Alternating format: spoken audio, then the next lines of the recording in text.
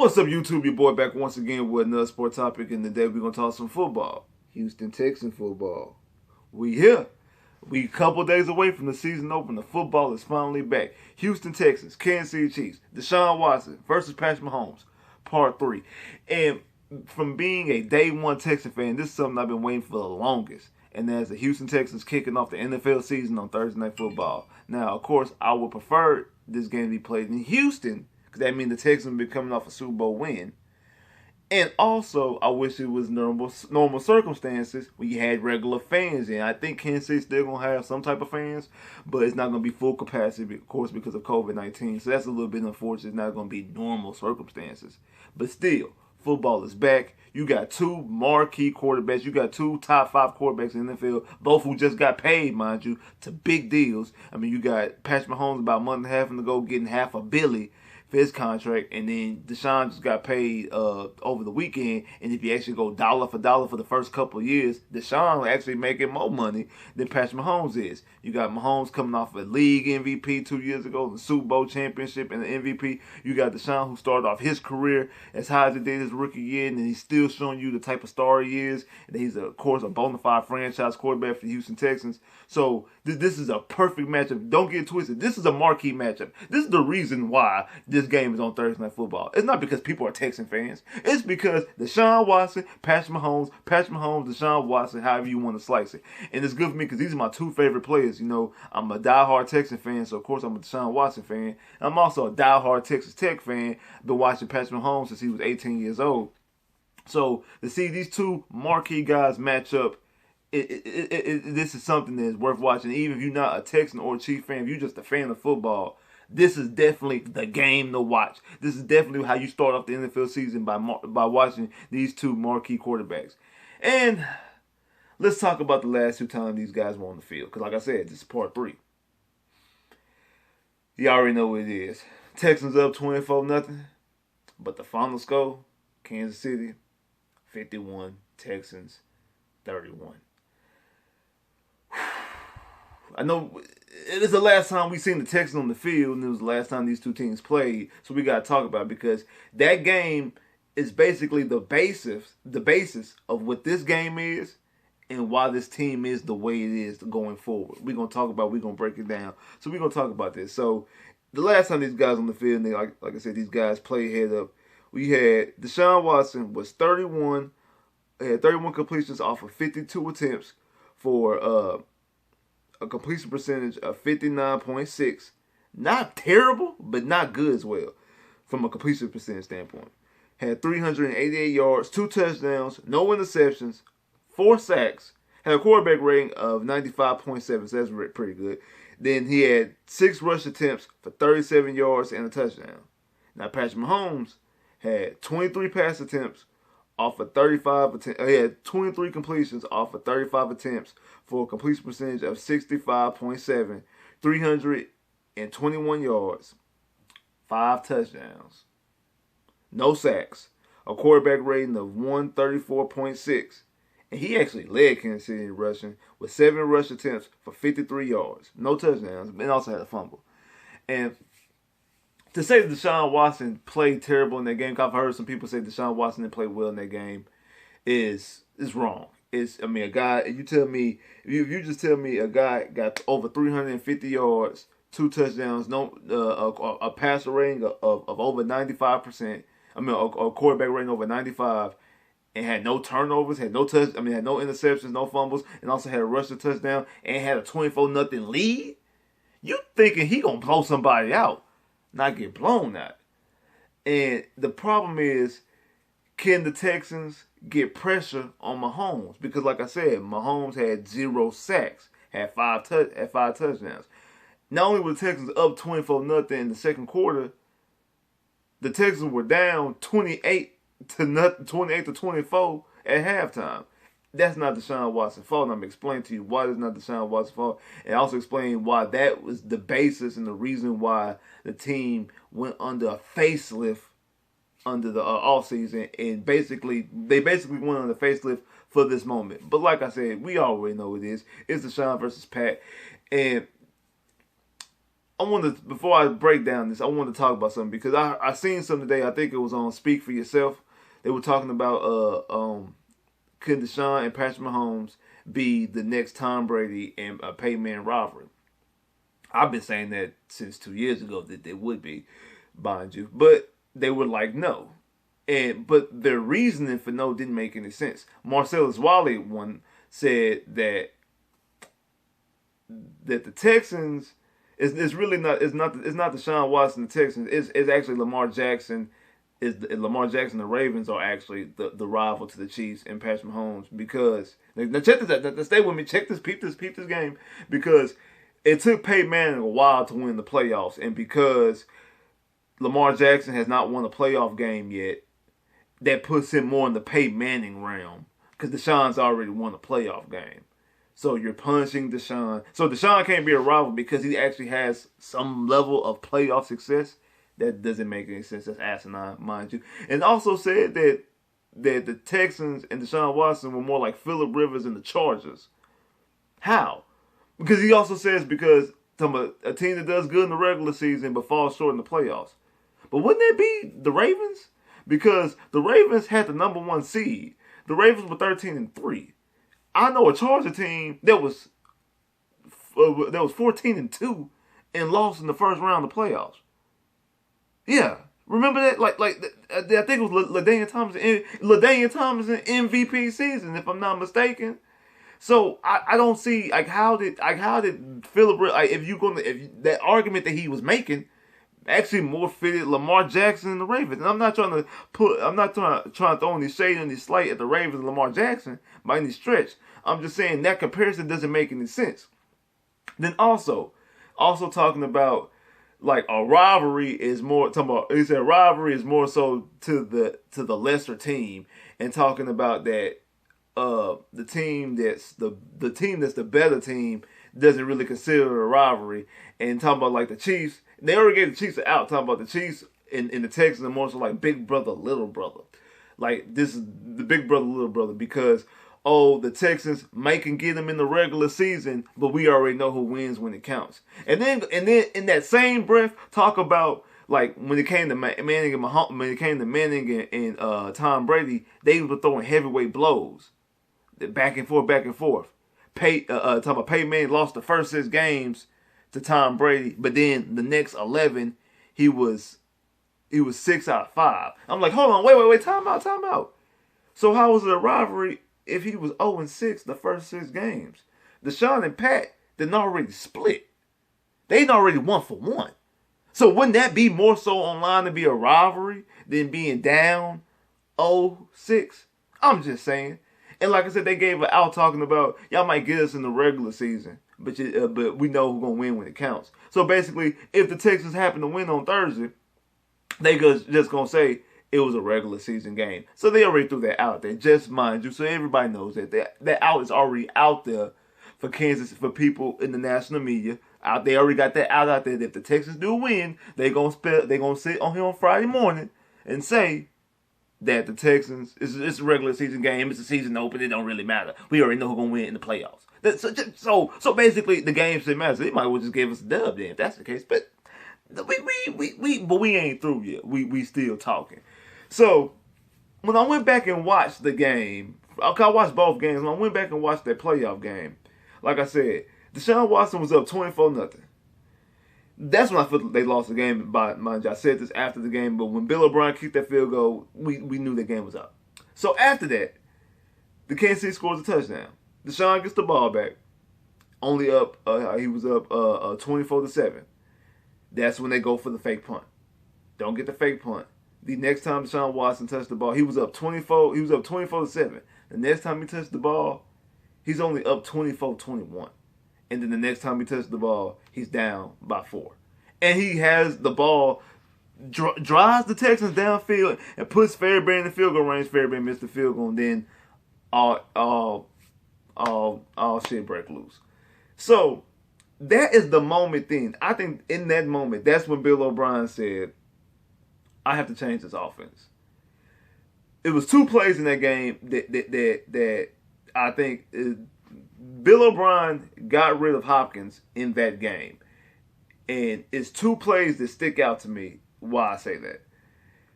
The play right before the Texans go for the fake punt. It's 3rd and 3 if I'm not mistaken. They throw a stick route to Hopkins. It was a bad throw by DeShaun. DeShaun did not. It was not a good throw. It was not a clean throw. He threw with the Hop. It was a bad throw. Hop didn't catch it. It was really at Hop's feet. Like I said before about these receivers are going to force DeShaun to throw more precision passes because with Hop you can throw lazy passes. You can throw bad passes to Hop. Hop's still gonna catch it because he Hop. You see, he just got a contract today with the high. Well, he got $54 million. I mean, hey, big ups. That's what was it 27 million?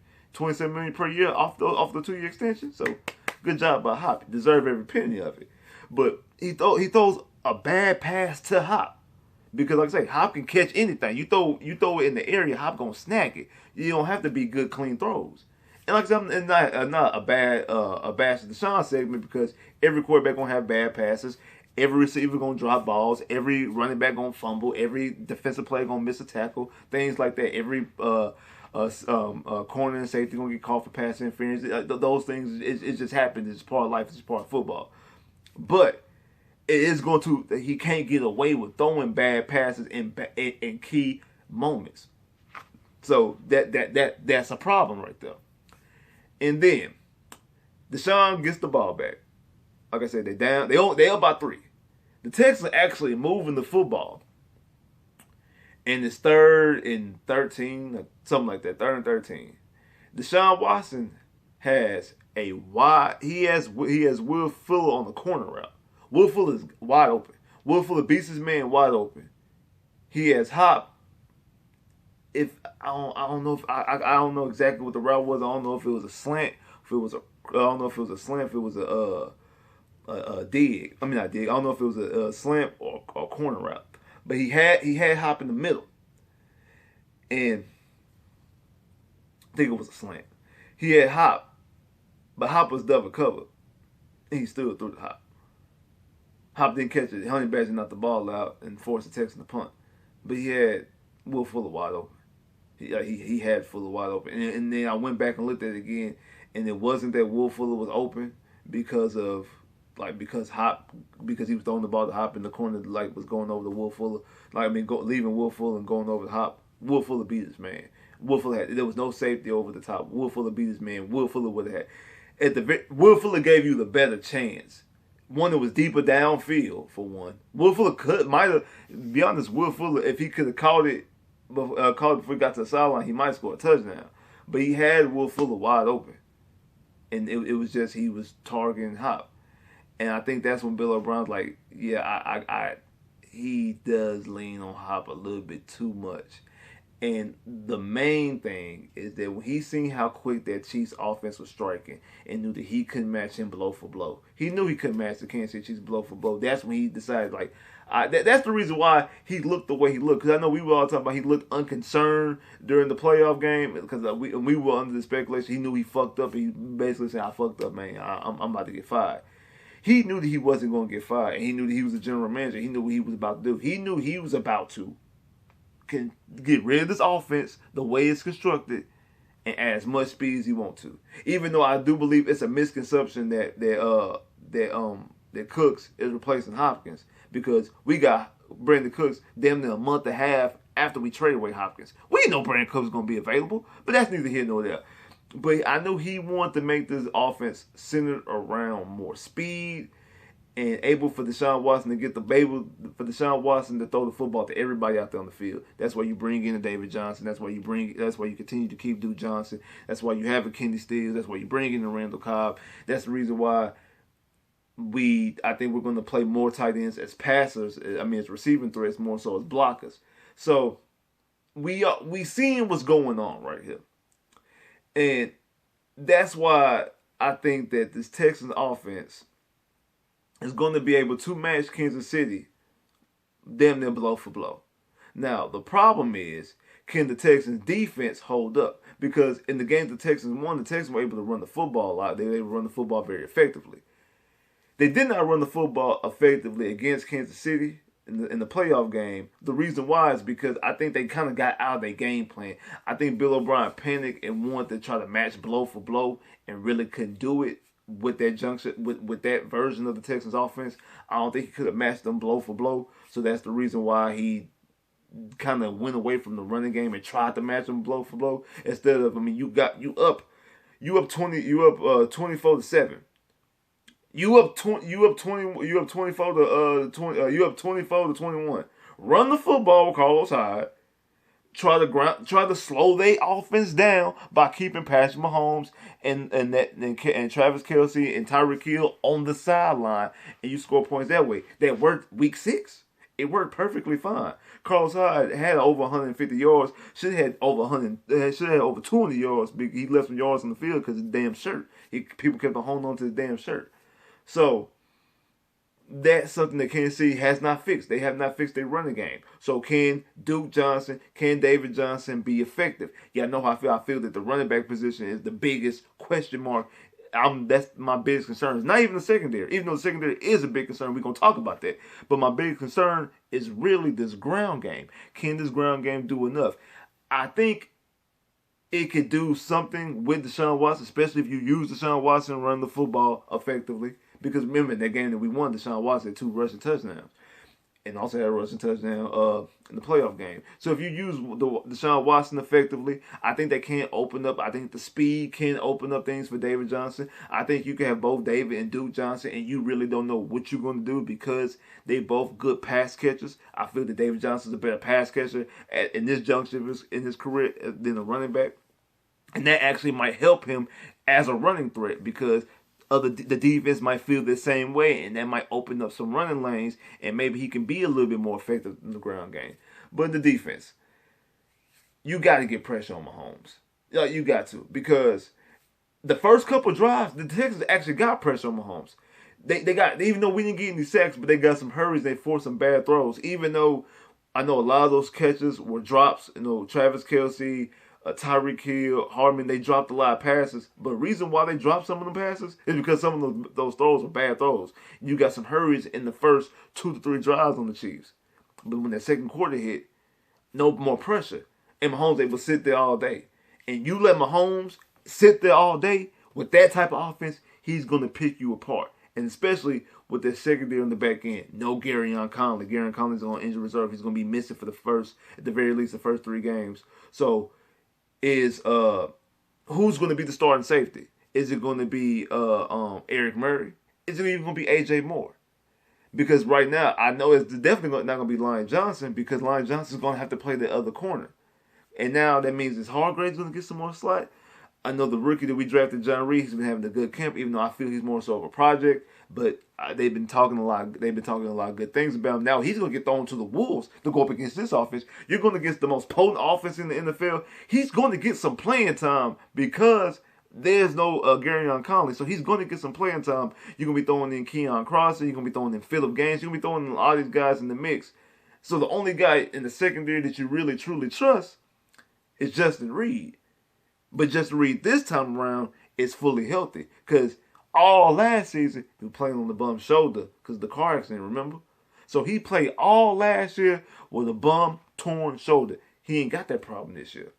So this year I think he's going to be playing fully healthy. Not to mention, I think the Texans are going to have a chip on their shoulder because I know y'all seen them Super Bowl rings, right?